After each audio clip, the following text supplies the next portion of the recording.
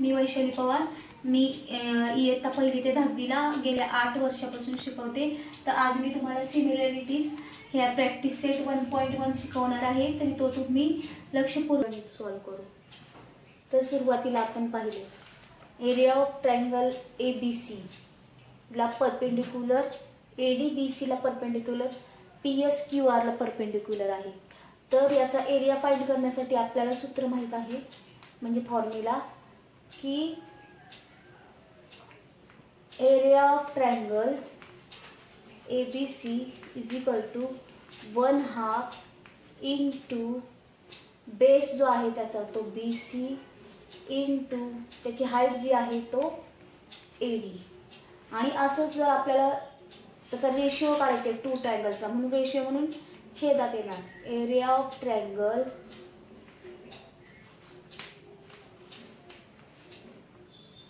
PQR. आता हा PQR ABC चा BC इंटू AD आणि त्याला हाफनी मल्टिप्लिकेशन हे सूत्र आहे.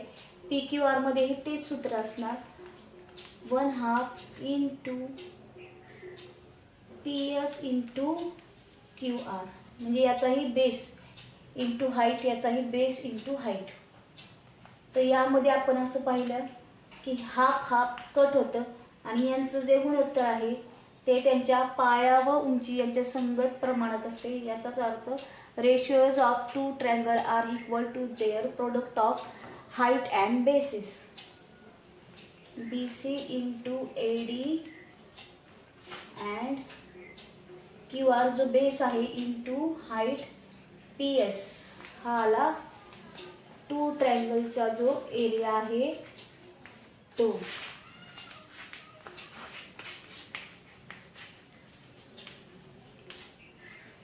ओके.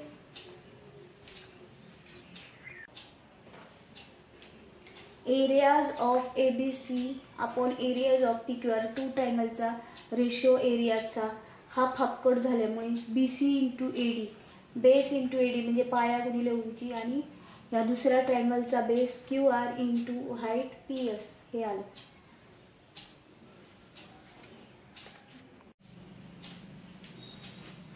आणखी एक सांगायचं म्हणजे याच्यामध्ये जर आपण त्याचा बेस समान असेल तर तोही कॅन्सल होतो आणि त्याचा रेशिओ फक्त हाईटच्या प्रमाणात म्हणजे उंचीच्या प्रमाणात राहतो. आणि जर उंची सेम असेल AD आणि PS आणि जर बेस वेगळे असेल तर त्याचं बेसच्या प्रमाणात राहतं, म्हणजे त्याच्या पायाच्या प्रमाणात त्याचा रेशिओ येतं. फक्त पाया पण पाया जर उंची समान असेल तर, आणि पाया समान असेल तर उंची आपण उंची फक्त येणार. पण दोन्हीही इक्वल असेल तर काय होणार की तो सगळा प्रत्येकाला कॅन्सल होणार आणि फक्त उत्तर 1 येणार.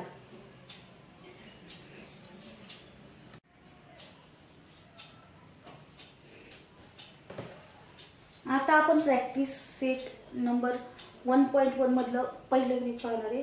Base of triangle is 9 and height is 5. म्हणजे पहिल्या त्रिकोणाचा बेस 9 आहे आणि त्याचा हाईट 5 आहे, आणि दुसऱ्या त्रिकोणाचा base of another triangle 10 and height is 6, base is 10. तर आपण हे गणित कसं सॉल्व करणार आहे तर ते पाहूया. आपण आधी आपण पाहिलं की बेस जो आहे तो पहिल्या त्रिकोणाचा ABC चा B1 आणि हाईट जो आहे तो 5, बेस 10, हाईट 6. सो आपण असं म्हणू शकतो त्याचा area A1 upon area A2, म्हणजे फर्स्ट ट्रायंगलचा एरिया सेकंड ट्रायंगलचा एरिया B1 इंटू H1, म्हणजे पहिल्या त्रिकोणाचा बेस आणि पहिल्या त्रिकोणाची हाईट इंटू प्रोडक्ट मध्ये आला, आणि दुसऱ्या त्रिकोणाची बेस इंटू दुसऱ्या त्रिकोणाची हाईट आली. तर मग हे आपल्याला माहित आहे. तर यामुळे आपण काय लिहू शकतो की एरिया A1 अपॉन A2, त्याच्या आपण व्हॅल्यू पुट करू शकतो की B1 काय आहे 9, H1 काय आहे 5 आणि B2 काय आहे 10, आणि हाईट कोणते आहे सेकंडची 6. मग आपण इझी पद्धतीने असंही करू शकतो की 9 5 जा 45 आणि 10 6 जा 60. असं करून 15 ने दोघांना भाग जातो. 15च्या पाड्यामध्ये 3 नंबरला, 15च्या पाड्यामध्ये 4 नंबरला. 3/4 असंही काढू शकतो. किंवा ट्रायंगल आर ratios are 3:4.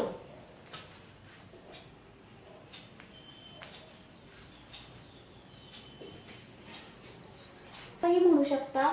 इथं लिहिताना एक वाक्य लिहायचं, A1/A2 = 3:4 आणि ratios of areas of these two triangles are 3:4. असं आपण खाली एक ओळ लिहायची. म्हणजे फुल मार्क्स हे प्रिपरेशन झालं.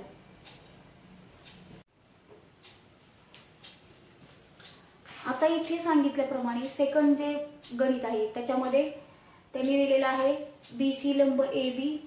हा BC AB ला लंब आहे आणि AD हा जो AD आहे डाऊन साइडचा तो AB ला लंब आहे. म्हणजे टोटली बेस त्यांचा कॉमन आहे आणि हाईट वेगळे आहेत दोन्ही त्रिकोणाचा.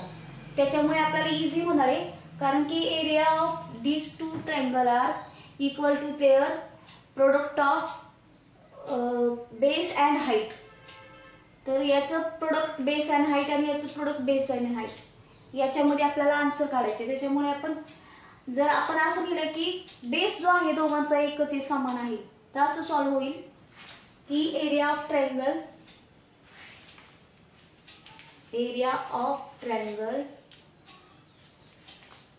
ABC upon area of triangle ADB. तर यामध्ये आपण पाहिलं तर बेस एकच आहे म्हणून आपण हाईटचं फक्त प्रपोर्शन लिहिणार आहे. BC ABC ची हाईट आहे आणि ADB ची आहे AD. त्याला कारण पण आपल्याला गिव्ह रिझन दिलंच पाहिजे, कारण त्याचे मार्क्स धरले जातात. त्यामुळे आपण लिहू इथं की इथं इक्वल जे आहे ते लिहायचं. Base equal, so areas are proportional to their height. Areas proportional to height. हा हाईट पर्यंत आला. मग याच्यामुळे याची हाईट काय आहे BC ची 4 तिथं दिलेलं असतं आणि AD 8. ते दोन्ही कोणाच्या पाड्यामध्ये येतात 4च्या, सगळ्यात बिगेस्ट म्हणजे मोठ्या पाड्यामध्ये यायला पाहिजे. 4 1 4 4 2 8. मग त्याचा रेशो आला 1/2 म्हणजे 1:2. मग तुम्ही असं खालीही लिहू शकता याचं. आणि आधी गणित कधीही लिहिताना त्याचं गिवन लिहायचं. गिवन लिहिल्यानंतर मग त्याचं फाइंड लिहायचा. फाइंड लिहिल्यानंतर मग सोल्युशन लिहायचं. हे जे सोल्युशन आहे ते सोल्युशन करून लिहून टाकायचं आणि खूप इझी आहे. रेशिओ काय आहे त्यांचा, ratio of area of triangle ABC as to area of triangle ADB. ADB is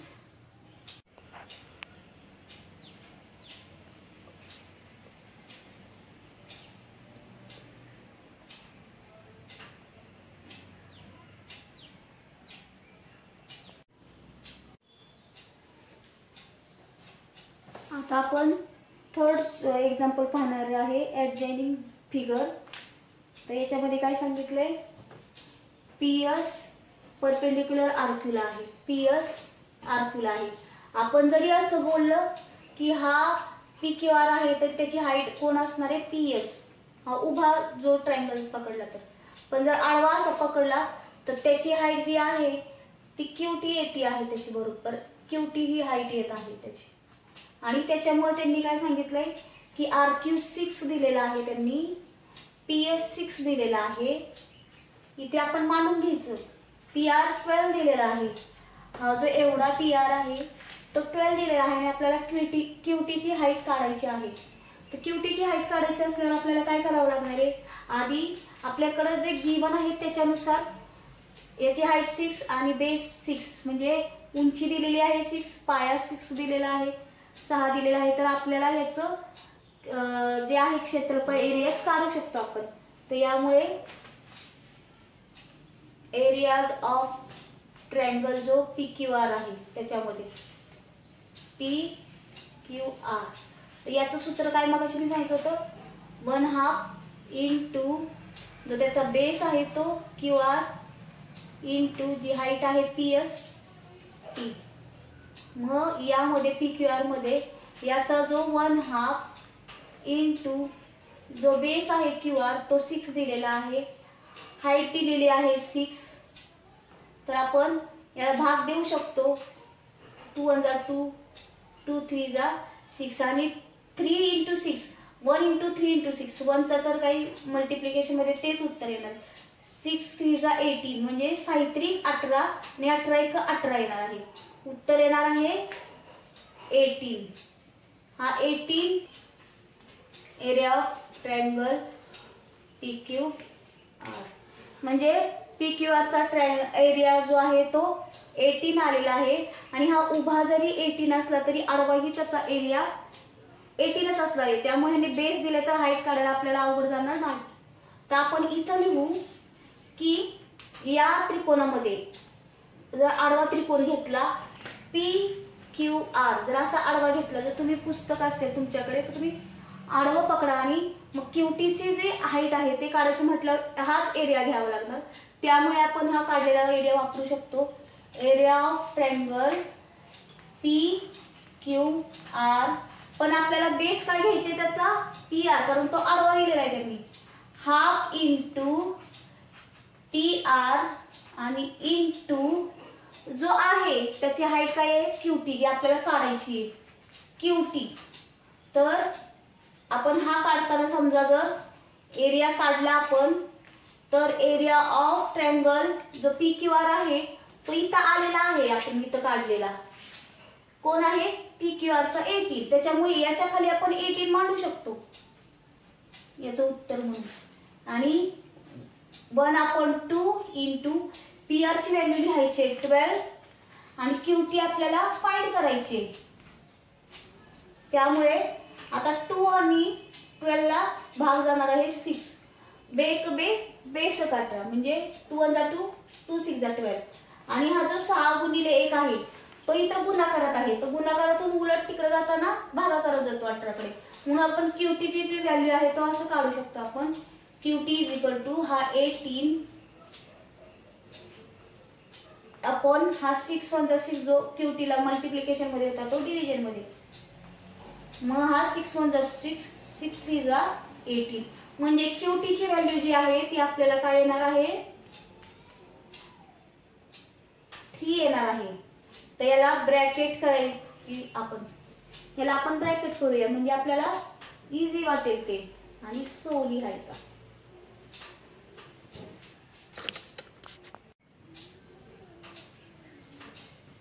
याच्यातलं जर चौथं गणित पाहिलं आपण की जो आहे असा ट्रायंगल आहे आणि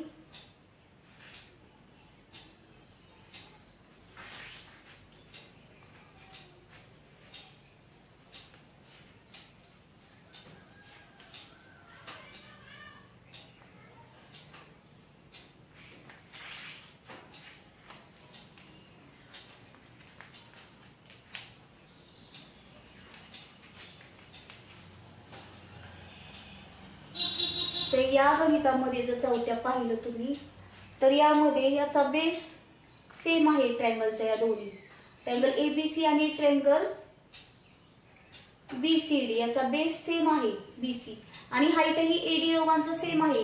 त्यामुळे मागाशी बोलल्याप्रमाणे मी जर त्याचा बेस आणि हाईट सेम असेल टू ट्रायंगलचा तर रेशिओ त्यांचा फक्त 1 येतो आन्सर. तर हे तुम्ही सॉल्व्ह करू शकता जसं मी बाकीची गणितं सांगितलं त्याप्रमाणे.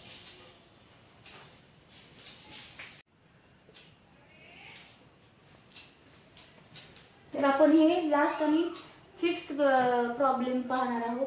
तर याच्यामध्ये फक्त आपल्याला रेशिओ फाइंड करायचे त्यांनी सांगितलंय. BC हा AD लाही आणि BC हा PQ लंब आहे म्हणजे परपेंडिक्युलर आहे.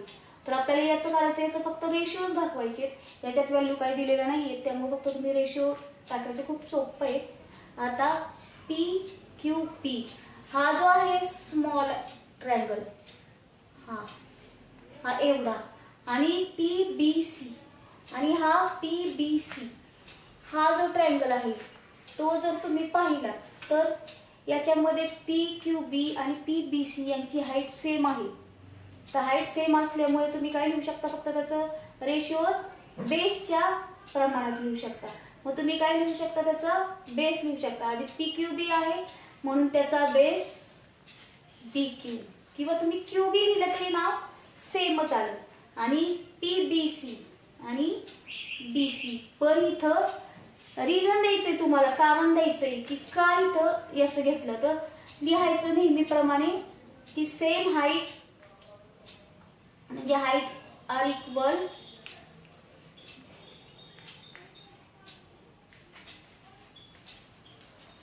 रेशियोज प्रपोर्शन कशामध्ये येणार आहे, बेसमध्ये. Ratios proportional to their basis मध्ये लिहायचं. आणि आता हे झालं PQB आणि PBC चं. आता आपल्याला सेकंड जे गणित आहे ते PBC आणि ABC. आता PBC तुम्ही नाव घेतानाच BC येते शेवटी, ABC म्हणजे याचा अर्थ त्याचा BC जो आहे तो बेस आहे आणि तो इक्वल आहे, म्हणजे याचा रेशिओ फक्त हाईटच्या प्रमाणात येणार, म्हणजे रेशिओ हा हाईटच्या प्रमाणात येणार आहे. तर BC आणि मग आपल्याला ABC दिलेला आहे इथं, तर ABC चा द्यायचा.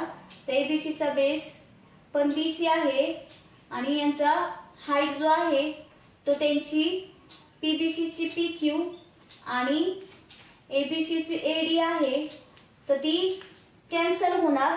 म्हणून आपण त्यापेक्षा त्यांचं डायरेक्टली PQ/AD लिहून त्याचं जर रिझन लिहिलं तुम्ही की त्याचे बेसेस जो आहे तो इक्वल आहे आणि हाईट जो आहे तो प्रपोर्शनल लिहू शकतो की त्याचा बेस समान आहे BC, म्हणून त्याची हाईट PBC ची आधी हाईट पाहायची. PBC तर त्याची हाईट पाहिली तर PQ आणि ABC ची हाईट AD, आणि रिझन लिहायला विसरायचं नाही. इक्वल काय आहे त्यांच्यामध्ये, बेस BC, बेस इक्वल आणि एरियाज प्रोपोर्शनल टू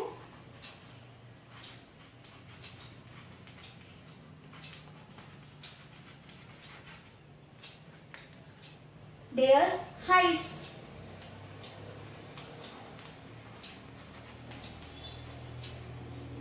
आता आपण थर्ड घेणार आहे की ABC आणि ADC. आता ABC कुठे, ABC आणि ADC. तर ABC आणि ADC मध्ये पाहिलं तर त्यांची हाईट जी आहे ती इक्वल आहे, म्हणून त्याचं रेशिओ त्याचा बेस जो आहे ABC चा BC आणि ADC चा DC, तर त्या प्रमाणातील ABC चा आधी दिलाय त्यांनी, त्यामुळे आपल्याला ABC चा लिहावं लागेल बेस. तर ABC चा BC आहे आणि ADC चा आहे DC. तर यालाही कारण आपण लिहू शकतो की त्यांचा जो हाईट आहे ती इक्वल आहे, त्यामुळे बेस आहे तो त्यांच्या प्रमाणात आहे. तर height equal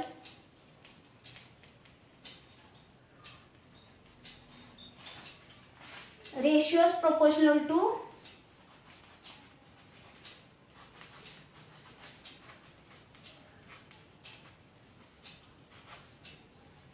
to their basis. तर आपण आता लास्ट आणि जो आहे प्रॉब्लेम तो ADC आणि PQC आहे. तर ADC आणि PQC जर पाहिलं तुम्ही तर हे दोन्ही त्यांची हाईटही इक्वल नाही आणि त्यांचा बेसही इक्वल नाही, त्याच्यामुळे त्यांचं डायरेक्ट रेशिओज लिहावं लागणार आपल्याला. तर रेशिओज प्रमाणे त्याचा बेस इंटू हाईट आणि बेस इंटू हाईट लिहायचा. तर पहिला ट्रायंगल कोणता दिलाय त्यांनी, त्रिकोण ADC. तर ADC चा बेस DC आणि हाईट कोण आहे त्याची AD, आणि दुसरा जो त्रिकोण दिला आहे तो PQC दिलेला आहे. तर PQC चा बेस दिलाय QC आणि हाईट दिलेली आहे TQ. आणि याला आपण कारण लिहू शकतो की areas of two triangle are proportional to their product of base and height. Product of base and heights